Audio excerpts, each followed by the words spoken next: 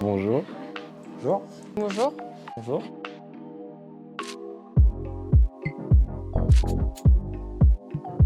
Tout d'abord, la section, je l'ai connue quand notre principal il est venu dans notre classe quand j'étais encore en première au lycée.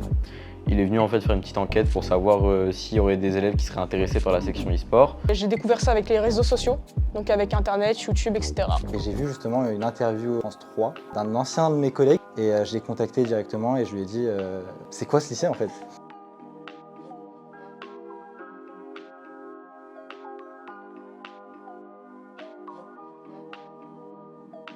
Alors ici, cette section e-sport, c'est un peu spécial parce qu'en fait, elle est fondée dans un lycée.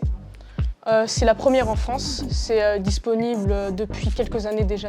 On a des super coachs, on a Izzy, Meneg et Djibril qui est le fondateur d'ailleurs de la section. On a l'accès de 15 PC, on est 25 élèves si je ne me trompe pas. Tout d'abord, on a des cours principalement axés sur le jeu vidéo. Donc on a deux jeux principaux dans la section, qui est Valorant et Rocket League. On a aussi donc axé sur la théorie du jeu vidéo, donc pas forcément sur l'aspect où on joue, etc. On a aussi l'aspect où on comprend le jeu. Et après ça, on a aussi des cours qui peuvent être axés sur, on va dire, entre guillemets, le monde professionnel ou des projets professionnels. Comme par exemple, là actuellement cette année, on a un projet qui est faire 2 tournois.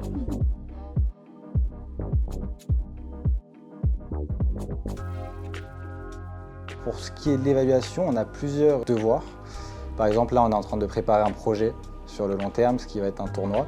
On a après tout ce qui est coaching. Donc on a 4 coachs sur les 2 jeux différents, donc Rocket League et Valorant. Alors là, on va avoir justement des objectifs qu'on va se donner, l'investissement de chaque élève au sein de la section.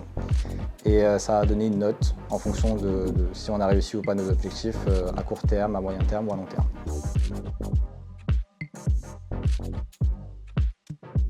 Alors déjà, nous, dans un premier temps, ce qu'on fait, c'est qu'on travaille avec des professionnels qui font la prévention justement des yeux et du temps passé sur les écrans. On travaille avec des coachs performance qui nous indiquent que, par exemple, le corps il n'est pas fait pour rester assis toute la journée. Donc il y a des entraînements, d'étirements, d'échauffements, etc.